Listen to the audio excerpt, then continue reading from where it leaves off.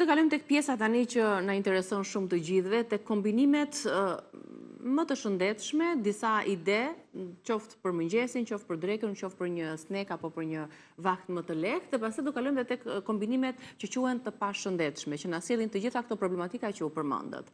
Aq sa do mundemi sa na toleron dhe koha, le të tregojmë disa kombinime që ju i shoni të shëndetshme në menun ton. Atëre ta fillojmë me disa smoothie, me që smoothie është bërë klasik sot. Smoothie më i mirë i shqip, ndoshta për të përdorur është spinaçi ose lakrakale, një moll, gjysmë banane, pak limon, pak ginger, një lugë faraçia, një lugë vaj ulliri, ose avokado për të marrë yndyrna të shëndetshme dhe ujë.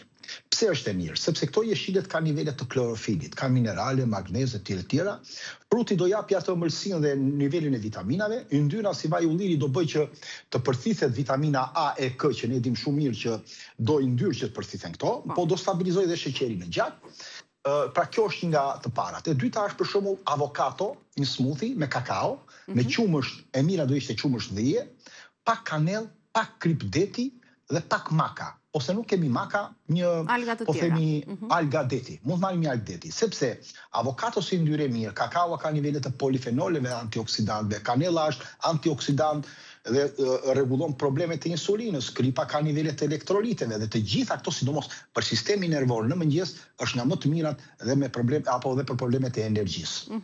Një tjetër është një smoothie kefiri me frutat e pyllit, me farat e qias, me bajame dhe me pak mjalt. Sepse kefiri ka nivele të larta të probiotikëve që mund shkojnë 20 deri në 50 miliard CFU, që ja kalon çdo lloj probiotiku që ekziston. Farat e qias kanë omega 3, kanë fibra, arat kanë yndyrë minerale dhe elemente të tjerë dhe do japin dhe ngopje, do na japin edhe një ritëm, do na bëjnë pastrimin e lëkurës, do ndihemi më energjik. Lëngjet, të kemi kujdes të lëngjet, po disa lëngje mund të jenë të mira. Për shembull, lëngu panxar, moll, limon dhe ginger është nga më perfektët në balancim, sepse merrim edhe nitrite dhe vitamin C, marrim dhe antiinflamator, ulim inflamacionin, sidomos për njerëzit që kanë lodhje fizike dhe për mbrojtjen e enëve të gjakut. Një lëng tjetër është portokalli me karot, me ginger, me pak vaj ulliri dhe shafran, sepse ka beta-karoten, ka antioksidant, mbështet lëkurën dhe sistemin imunitar. Një lëng tjetër është moll, kastravec, limon dhe mente, që qetëson edhe traktin tretës si që shmentja dhe hidraton shumë mirë, sidomos në këtë kohë që ne jemi, përmirëson tretjen, ul fryrjen dhe është ideal për një stomak që ka probleme me gastritin dhe me ulçerat. Moll, kastravec, limon dhe mente. Këtu tek lëngjet, nëse kemi një portokall të shtrydhur, është i pashëndetshëm apo është i shëndetshëm? I pashëndetshëm, vetëm, po, i pashëndetshëm.